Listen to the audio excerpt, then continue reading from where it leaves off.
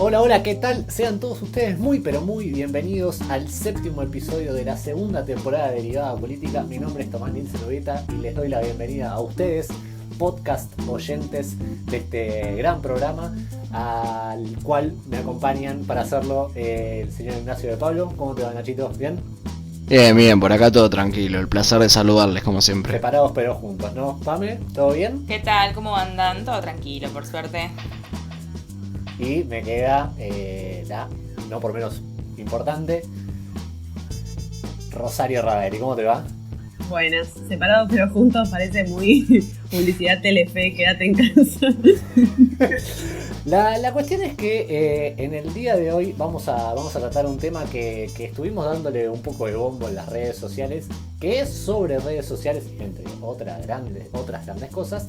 En definitiva, lo que nosotros les preguntábamos a ustedes, seguidores de Derivada en redes sociales, era, digamos, qué tema querían tratar, porque en general lo que nosotros vimos, y calculo que toda la República Argentina estuvo viendo estos días, es que hubo grandes debates, sobre todo referido a temas más que nada conspirativos y temas más ligados al índole, digamos, ideológico, más que lo estrictamente material. ¿A qué nos referimos? Estuvo mucho en boga el tema de la estafa piramidal, porque hubo varias personas que estuvieron, digamos, publicitando en redes sociales un producto que se vendía de esa manera, de una forma de marketing multinivel, o bien, bueno, el tema de las fake news y las teorías conspirativas, que bueno, Ro, ¿te parece ilustrar un poquito, digamos, la idea general de la cual vamos a tratar hoy? Bueno, sí, veníamos charlando un poco quizás entre nosotros y un poco de los debates que se están dando también adentro, al interior de las ciencias sociales, quizás de la comunicación, quizás es un debate más acotado ahí, de cómo empiezan a funcionar estos discursos que tienen bases argumentales, que no tienen ningún tipo de argumento probado, digamos. Se nos vienen a la mente, no sé, los antivacunas, y así algunos sectores quizás más reaccionarios, en tanto, o a priori parecen más reaccionarios, en tanto, digamos, que su discurso es muy del odio, digamos, como que es muy... se quiere como, no sé, como que ataca directamente sin tener una argumentación sólida. Y en ese... Te hago una pregunta, Roxy. Sí. Si a vos te paran por la calle y te dicen ¿qué onda los antivacunas y todo eso son boludos? ¿Vos qué dirías? Sí. Claro que sí. Sí, siguiente pregunta. Es que uno se sorprende cuando dice... Sí, claro. Uno se sorprende cuando le pueden decir en el siglo XXI, tipo, ¿existe la gente que cree que las vacunas no sirven para nada? Y sí, existen. O sea, no es que es algo que, no sé, que no sucede. Se ve mucho en las redes sociales porque está bastante amplificado, sí. Pero existe como gente de carne y hueso que cree en eso. Totalmente. Pame, sí. Vos lo habías ilustrado muy bien hace unos ratitos, nada más. Fuera de aire, digamos, esta importancia que tienen las redes y o como yo le puse en esta grilla que armamos, esta suerte de círculos, ¿no? de información virtuales, de personas en definitiva, porque son personas físicas, pero a la misma vez virtuales, que se conglomeran, ¿no? En un espacio que en este caso es virtual, en pos de hacer circular información. Sí, yo creo que hay como varias aristas por las cuales abordar este tema. Uno, digamos, para mí, y tal vez me voy a poner un poco más sociológica o filosófica, como quieran decirles, es, creo, el tema de la posmodernidad. Me parece que con la crisis un poco de las verdades absolutas y la caída de la modernidad, empezamos a asistir a un mundo en donde afloran un montón de discursos y en donde se cree que todos los discursos son válidos, ¿no? Como ya no hay una única verdad o una única realidad, entendemos que todos los discursos tienen que ser por igual respetados. Yo particularmente creo que no es así, ¿no? Por ejemplo, claro. No podemos hablar de que las vacunas son malas o de que hay una conspiración de, no sé, la civilización para hacer desaparecer no sé qué cosa, como dicen muchos, muchas de esta gente que cree en estas teorías conspiranoicas, ¿no? Entonces me parece que eso es una de las grandes bases de estas cosas. Y otra de las grandes bases es también, de la mano de esta crisis de la modernidad, el tema de que ya no hay un solo centro de educación. Antes accedíamos al conocimiento a través de los institutos educativos, ya sea escuela, universidades o lo que sea. Hoy esa suerte de educación, entre muchísimas comillas, se democratiza, o por lo menos, no sé si democratizar es la palabra correcta, pero por lo menos hay más vías de acceso.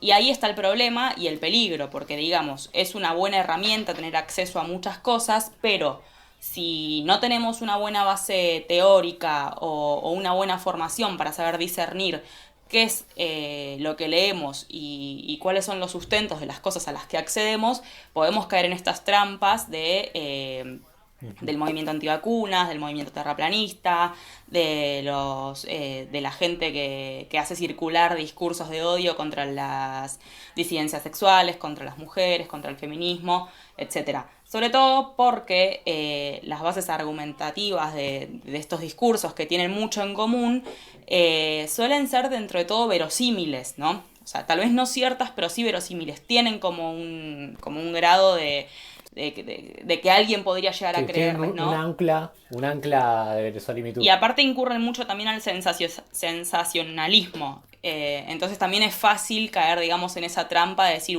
guarda, ¿qué onda? O sea, las industrias farmacéuticas vienen por mí, por mi vida, entonces tengo que dejar de vacunarme para no morir. Pueden hacer mella por esos lados. Nachito. Sí, a ver, con lo que decían ustedes, ¿no? Con esto de las redes sociales tenemos muchas ventajas, pero también hay ciertas cosas que no son tan buenas, ¿no? Esto de que cada uno tiene más llegada está bueno hasta un punto, pero también hace circular. Primero tenemos más información que nunca, y eso tampoco es bueno, porque cuanto más tenemos, en realidad muchas veces menos es más. Y bueno, después el poco chequeo que hay, digo, un montón de gente que cree que porque una imagen tiene un texto, una cita arriba, es cierta porque la vi en Facebook, la vi en Twitter, qué sé yo.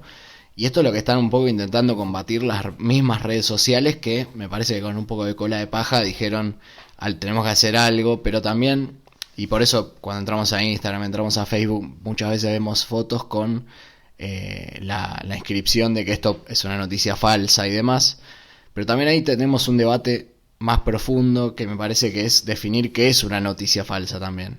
Quizás si yo tengo fuentes, consulto y después resulta que las fuentes me dijeron algo que no era, no sé si entraría en la categoría. Y la poca definición que tenemos de qué es una fake news, qué es una noticia falsa, también hace difícil regularla. Escuchamos miles de mandatarios diciendo hay que terminar con esto, hay que regularlo de alguna forma, pero es muy difícil, el límite es muy difuso entre eso y una noticia con mala leche, digamos, directamente para mentir y que se replica a partir de gente de a pie, digamos. Sí. Ro. No, retomando esto que dice Nacho, es porque en realidad regular la comunicación siempre es muy complejo, siempre viene después que los avances tecnológicos, pero volviendo a lo que decía Pame, que tiene que ver con esta cuestión de que las redes sociales quizás democratizan, y usaba comillas, justamente porque sí hay una operatoria que se da de igualar como los discursos de personas, o sea, es lo mismo el discurso de un científico que de un tuitero X, o de un influencer. Entonces, en ese sentido, es complejo porque pareciera que tuvieran la misma validez y eso es lo que genera como un quiebre. Y a propósito de eso, también sucede mucho que, producto muchas veces de lo que es, por ejemplo, estrictamente en el periodismo, lo que es la precarización de ese trabajo, lo que se termina haciendo es que los portales, por ejemplo, empiezan a cobrar para acceder a información chequeada, que también baja mucho la calidad de esa información por la precarización laboral que hay. Entonces, las fake news son gratis, están a la mano, y el periodismo, que se supone que tiene que tener una responsabilidad muchísimo mayor que lo que es un bloguero o alguien en Taringa o en cualquier foro escribiendo cosas, esas son cobradas. Entonces también hay como que está yendo todo hacia un camino en el que es muchísimo más fácil y accesible tener una fake news y replicarla que información chequeada, responsable, por toda esa operatoria que se da de empezar a cobrar por eso y además por la precarización laboral de los trabajadores, de los comunicadores y periodistas. Sí, Pame. Sí, que además, sumado a lo que dice Rode, que hoy pareciera que tiene la misma validez el discurso de un científico o de un periodista reconocido en algún tema particular que la de un tuitero, bloguero, lo que sea, también hay algo de la puesta en escena, digamos, no es gente improvisada que sale de un día para el otro a decir, no sé, una boludez, porque la verdad que otro adjetivo no encuentro, sobre las vacunas o sobre el aborto o sobre la, también, entre comillas, ideología de género. Hay toda una producción de fondo, montan un escenario para hacer que su discurso sea legítimo, digamos, ¿no? No es un don nadie hablando en un lugar re precario, sino que muchas veces se arman como estos espacios. Yo me acuerdo una vez que me contaba mi prima, ya fue, vamos a nombrarla, de que no sé quién en una conferencia de no sé dónde, o sea, todo súper inchequeable, decía cosas sobre la conspiración de las vacunas.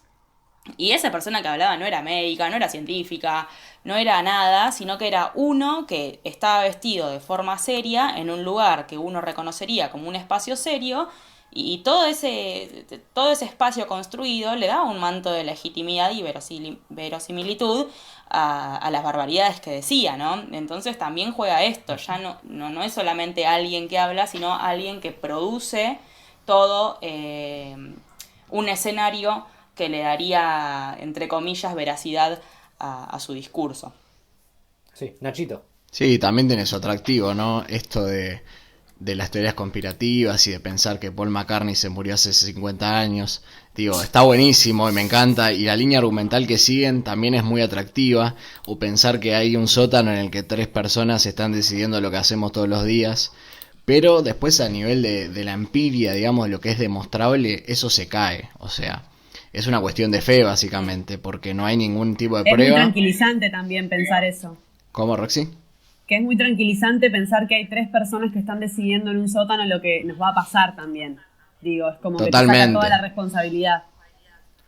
Claro, y decir yo no me la como esta, y está todo el mundo adoctrinado y yo sé que hay 3 personas decidiendo y bueno, pero hay que reaccionar y qué sé yo. Todos son estúpidos menos yo.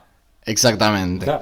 Pero en realidad si lo pensamos, o sea, hay ciencias que estudian esto, digo, la sociología, un montón de ciencias sociales que estudian el funcionamiento social y demuestran lo que ocurre y todo lo que pasa está ahí, está a la vista, si uno lo va a buscar, si uno investiga, lo puede ver, no hay algo, no hay una quinta pata del gato que la sabe un poca gente porque nada, yo descubrí la teoría y la difundí y bueno, ahora tenemos una verdad revelada que nadie tiene. Sí, yo me había anotado un par de cositas que creo que damos muy en la tecla y me gustaba como por ahí ponerle nombre para que son conceptos que me parece que los usamos a diario y que por ahí caen muy bien, ¿no? Recopilo un poco lo que decía Pam, esta cosa de la información por redes, también recopilaba un poco lo que decía Ro y creo que hay una gran realidad que estamos viviendo en un escenario de convergencia absoluta, es una palabra que nos gusta usar mucho a los comunicadores, sobre todo a los que estudiamos en la UBA. Me parece que en general en escenario de convergencia, ¿qué significa? Digamos, en amplias comillas y explicado así brevemente, significa que uno puede acceder a la misma información en diferentes dispositivos o en diferentes plataformas al mismo tiempo, se puede llegar a un mismo resultado. ¿Cuál es el problema que trae la convergencia? Que, como decía Ro, digamos, un poco el trabajo del periodismo, que no es un oficio matriculado, y ahí está en parte, o me parece en gran parte el problema, porque no ser un oficio matriculado significa que cualquier periodista que escribe cualquier cosa tiene el mismo grado, digamos, de valor de acuerdo, digamos, a lo que esté depositado sobre esa persona. Digamos, pongo un ejemplo así, a grosso modo. No es lo mismo que te diga mañana que Paul McCartney está muerto hace 50 años y que la tapa de Abbey Road tiene a John Lennon vestido de blanco porque supuestamente él iba a enterrar a Paul McCartney, que te lo diga Joaquín Morales Solá, a que te lo diga Fernando Alonso de Infobae, ¿no? Y también hay en otra realidad, digamos, que los medios en este sentido también empiezan a jugar con esta cosa de la confianza. ¿Cuán confiable es ese medio? De acuerdo a la cantidad de notas que produce, de acuerdo a la cantidad de lectores que tiene. Y todo esto me parece que toca en una gran fibra que hablamos, y me parece que también da muy en la tecla con lo que vamos a abordar más tarde, que digamos que es cómo se traduce todo esto en materialidad social, que es un tema de la libertad de información y la libertad de opinión contra lo que es la responsabilidad de información, que son dos ejes que se chocan mutuamente todo el tiempo, y la realidad es esa, ¿no? Un poco lo que decía Nachito, la empiria es necesaria para no difundir noticias que son falsas o información que es falsa, porque en definitiva, digamos, se termina creando un verosímil social que, digamos, lleva a cosas que son verdaderamente dañinas, como puede ser que 150 personas se nucleen en Plaza de Mayo para romper la cuarentena, y no es porque defendamos la cuarentena, sino por el simple hecho de que están poniendo en riesgo a más gente. Eso es dañino. Sí, No sé qué. no, lo que yo quería decir es que esto del periodismo matriculado no estoy tan de acuerdo contigo, amigo, por el tema de que... Se picó. No, por el tema de que me parece ¿Cómo te que... atreves? Me parece que no va tanto por ahí el asunto. Además de que estamos entrando en un grado de discusión de si es qué tan libertad de expresión, qué tanta libertad de expresión hay si matriculás al periodismo. Pero en realidad, muchas de las... Además de que en otros países igual hay fake news. O sea, yo creo que es un funcionamiento que también cambió el periodismo, esto de la lógica de las redes sociales, ¿no? Esto de el clickbait, también un montón de noticias falsas que vienen justamente de los medios, que terminan probándose que no son veraces. Yo quisiera meterme, pasando este debate por arriba, haciendo como que no sucedió, quisiera meterme en otra cuestión que quizás, o sea, ya vemos como que el tema tiene un montón de aristas y que se pueden cargar por un montón de lugares, desde el periodismo, desde esta cuestión de la caída de los grandes relatos, que para mí explica gran parte de la adhesión a algo en lo que creer, y lo que está a la mano es quizás una teoría conspirativa.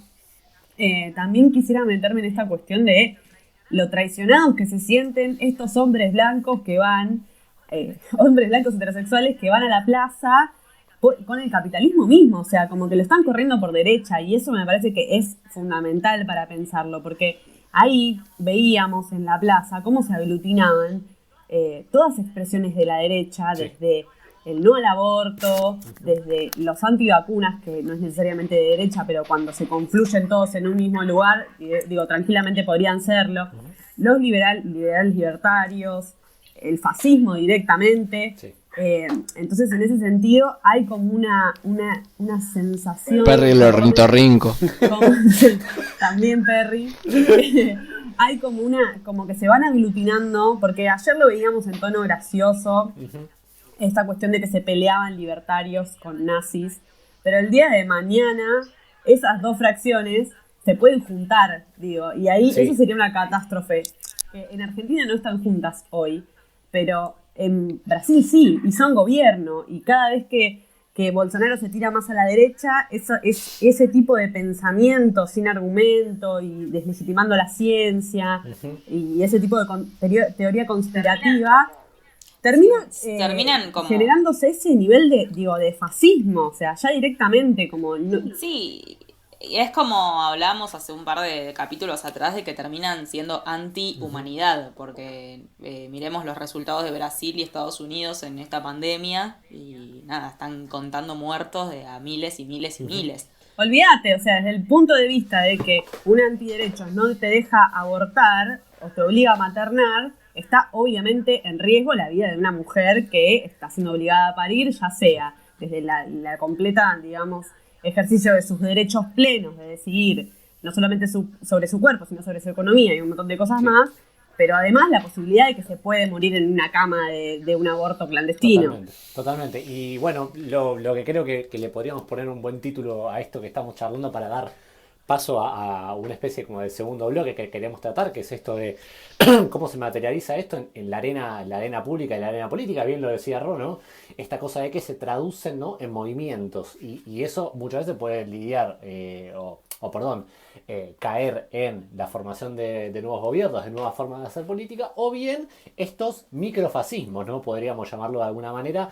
Y yo creo que Ezequiel Adamowski le pone un buen título a la nota que trata un poco sobre esto, digamos, lo que está pasando concretamente acá en Argentina, con el tema de los cacerolazos, que ya lo hablamos en episodios anteriores, es la rebelión contra la evidencia, ¿no? Como que un poco lo que está hablando es, me rebelo contra lo que en realidad está pasando, digamos, el coronavirus no es ni una teoría conspirativa, sino que está y evidentemente, digamos, si uno no lo trata bien, puede causar desmadres tremendos en cualquier sociedad, ¿no? Porque tuvimos las sociedades nórdicas que, de acuerdo a la cuarentena que hicieron o no hicieron, les fue bien o peor, digamos, así lo graficaba Alberto Fernández. Pero una cosa que yo me quería meter más concretamente era, digamos, y para darle pasos a ustedes, era más que nada como esta cosa de el acceso, ¿no?, a la información. Cuanto más democratizado está o cuanto más facilidad de acceso tengo yo, eso significa que yo cuento con determinada información, y si la puedo compartir y puedo compartir mi criterio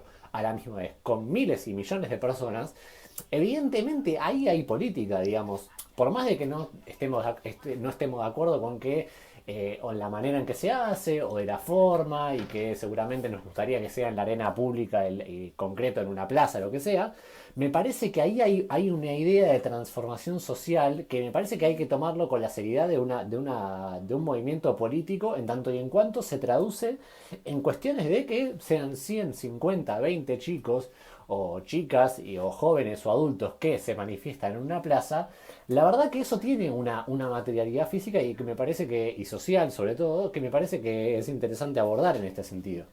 Creo que también hay un problema en cuanto a esto del acceso a la información o el acceso a la sobreinformación, es que no hay una práctica del chequeo de esa información, de ir a buscar una fuente, digamos, ¿no? Porque las redes sociales como que cambiaron también, las redes sociales e internet y todo esto de la convergencia cambió también la noción de temporalidad que tenemos, ¿no? Entonces ahora todo tiene que ser instantáneo y mucho más que rápido incluso.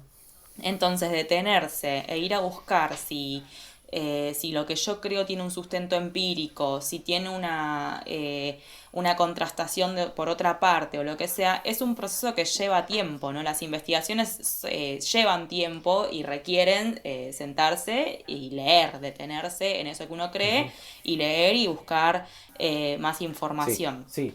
Y eso es la antítesis al modo que tenemos de vida hoy. Que, bueno, ahora en pandemia tal vez no tanto, pero en la cotidianeidad vivimos a mil y digamos como que no hay tanto tiempo del chequeo. Entonces eso se tradujo en un hábito cotidiano y masivo de la compartida de lo que sea y la viralización de cualquier cosa, ¿no? Sin importar el costo. Nacho. Sí, yo creo que también una parte importante de todo esto es la ingeniería de internet, digámosle, ¿no? Esto de que podés compartir tus opiniones, tus pensamientos de forma anónima y podés de alguna manera formar comunidad capaz más fácilmente, diciendo que que esto de las vacunas es una conspiración, y por ahí alguien dice, che, por ahí puede ser, pero en realidad en la vida, en el día a día es muy difícil encontrar gente que por ahí no sé, calculo que por ahí te lo pueda plasmar. Entonces en internet eso se hace más fácil, me parece, y ahí es donde se forma la comunidad más fácilmente, ¿no? Y por otro lado, lo que quería señalar también es un poco el componente emotivo, que muchas veces no entra en el análisis, pero que es mucho esto de que, bueno, por ejemplo, las redes sociales también por su diseño, su ingeniería, hacen que nos muestren cosas con las que estamos de acuerdo, que a mí me parece, si esto va a hacer calentar a alguien, yo lo voy a retuitear porque me gusta, me quiero hacer calentar a ese alguien, y no importa, Si chequear, hay que hacerlo eso. calentar, o estoy orgulloso de creer que las vacunas son un negocio, lo voy a retuitear, y ahí no entra lo racional, ¿no? En ese sentido, tenemos muy poco también, como muy pocas herramientas, quizás es culpa, por ahí es una deficiencia del Estado, que no nos ha enseñado a consumir responsablemente información. Y para nosotros, quizás nuestra generación, que está quizás más habituada a darse cuenta que es un meme, que es un flyer, que es una noticia, pero para otras generaciones quizás no están tan habituadas a eso, digo, por ahí nosotros tenemos el ojo más entrenado. Y volviendo a algo que decía Tommy, como inaugurando la parte del capítulo en la que habla de, bueno, qué sucede con estos movimientos en la vida real, cómo nos influyen en la vida real. Voy a poner un ejemplo de Estados Unidos, porque ahí es más grosso el movimiento de conspiranoia, que en Estados Unidos tiene como, no sé, 30 años, o sea, estamos hablando de que en los 90, en los 2000, hablaban de la invasión marciana, bueno, siempre tenían un flash medio por el estilo. Perdón, ¿puedo hacer un aporte? Sí, hacer aporte. Dale, boludo, te espían todas tus llamadas, te escuchan todas tus llamadas y te andás preocupando por si la Tierra es plana.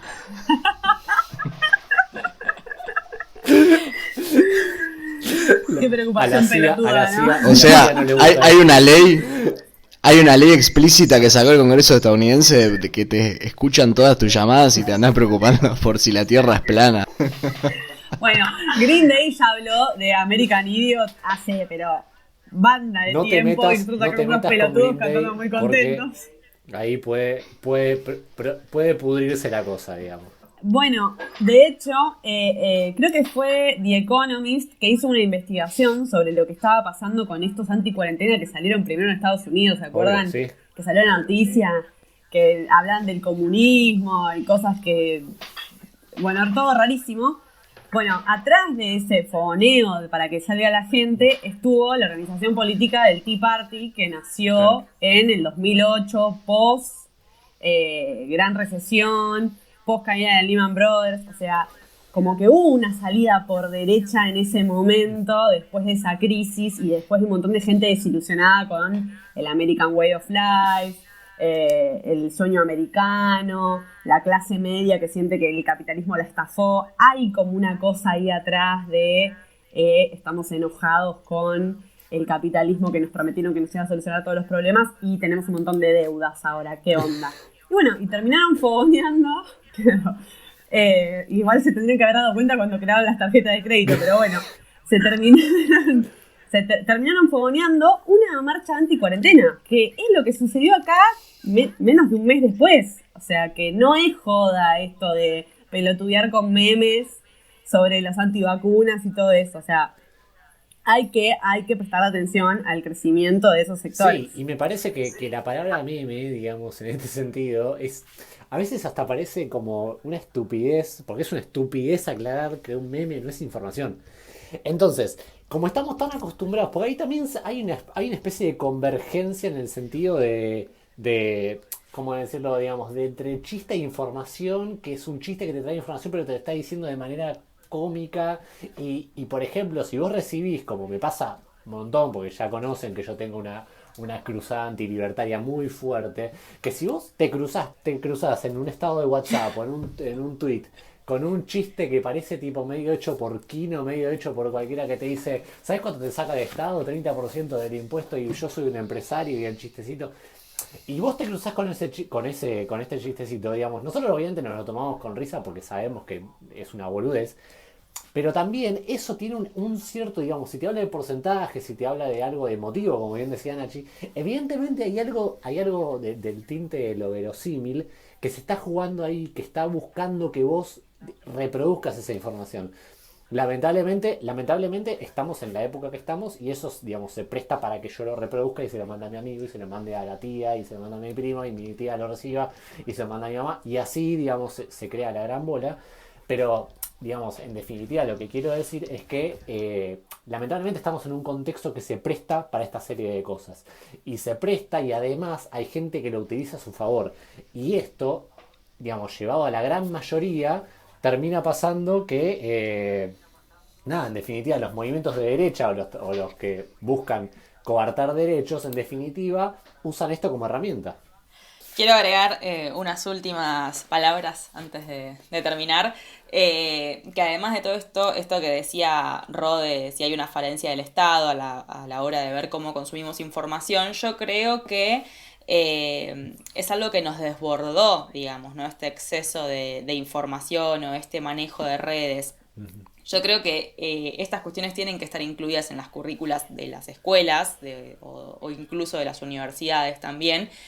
Pero no nos olvidemos que en Argentina la secundaria es obligatoria hace 12 años recién, ¿no? Entonces estamos hablando de generaciones y generaciones de ciudadanos y ciudadanas que tal vez ni siquiera han ido a la secundaria, no han recibido un tipo de formación así y viven su relación con los medios como una cuestión cotidiana, ¿no? Muy Como importante. algo de no pasivo, pero tal vez no tan crítico.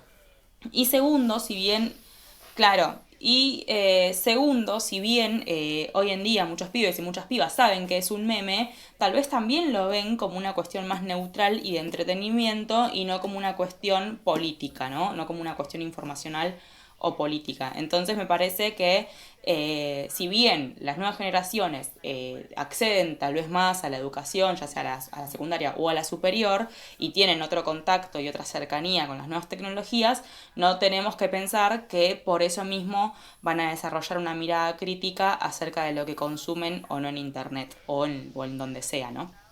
Eso por un lado, ¿no? Me parece que la falencia del Estado está, digamos, en esto, ¿no? En la falta de educación multimedial que hay a la hora de ver cómo miramos los medios y las redes sociales y todo lo que circunda en Internet.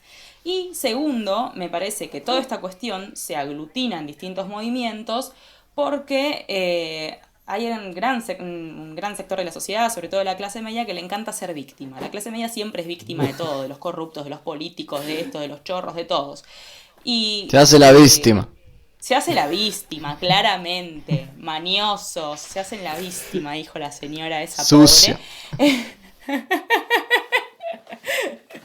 Y esto es como que le viene al pelo, diría mi abuela, para hacerse la víctima, porque ¿cómo no vas a ser una víctima de, no sé, una corporación que viene a corromper niños con la ESI? ¿Cómo no vas a ser una víctima de una corporación multinacional que quiere enfermarte para que te quedes en tu casa consumiendo televisión y basura en la tele? O sea, es como que es el juego perfecto para ellos, digamos, ¿no? Entonces explotan en su enojo, victimizándose y corriendo el capitalismo por derecha. Ro. No, que esto de que viene el Estado malo y me impone y qué sé yo, y me hace acordar ayer a los gritos por la libertad que se hacían en la plaza y pensaba, tipo, chabón, estás en la plaza en una cuarentena gritando por la libertad y saliste y te manifestaste, ¿entendés? Eso también es como sintomático totalmente de no tener argumento, no tener ni siquiera un discurso unificado, porque en todo caso, hay otros lugares o en otros países está como un poco más armado el discurso, pero lo que vimos ayer fue, bueno, nada, fue graciosísimo. El nivel del mamarrache, diría Moria. Sí, fue ese grito de la libertad absoluta y es como, bueno, todo bien, pero ¿qué querés? La libertad de ir y enfermarte y enfermar a otros. O sea, ¿cuál es la libertad real? O sea, hablemos en serio. ¿Cuál es la libertad que querés, que estás pidiendo? Sí, aparte usan palabras como, no sé, la libertad. ¿Quién te va a decir, no, yo estoy en contra de la libertad? Son palabras que tienen mucho sentido y que es difícil contradecirlas. Los mismos los antiderechos que dicen sí a la vida o con mis hijos no te metas. Son cosas que uno sin saber diría, sí, yo estoy a favor de que la gente viva, sí, yo estoy a favor de que nadie venga y le haga algo a mis hijos. El tema es después cuando contextualizas, son unas ridiculeces totales. Sí, Hay que ganarles la batalla del sos... sentido, hay que ganarles la batalla de las palabras, porque ganaron un montón de palabras. Exactamente. Pero en definitiva, digamos, ¿cómo se cargan esos sentidos socialmente, ¿no? De la libertad, la vida, ¿no? Y qué es la vida y qué es la libertad. Y en definitiva, si uno empieza a desgranar, y cuanto uno más desgrana, más se encuentra se encuentra con cuestiones más ligadas al conservadurismo y vas viendo que la libertad es solamente libertad empresarial, ¿de qué libertad me estás hablando? Y ahí, la verdad que sí, la batalla es por el sentido. Y como comunicadores, nuestra responsabilidad, te diría vital, digamos, en esta vida es hacer la batalla por el sentido. Excelente, exacto. Y con un poquito más de media hora pasada de programa nos despedimos en este séptimo episodio de la segunda temporada de Derivada Política, en cuarentena, separados pero bueno, juntitos. charlando de lo que nos gusta. Les mando un abrazo a la distancia. Nos siguen en nuestras redes sociales, en @derivadapolítica en Instagram, en @derivadap en Twitter y bueno, en Derivada Política obviamente en Facebook. Y será hasta la próxima, amigos. Hasta la próxima.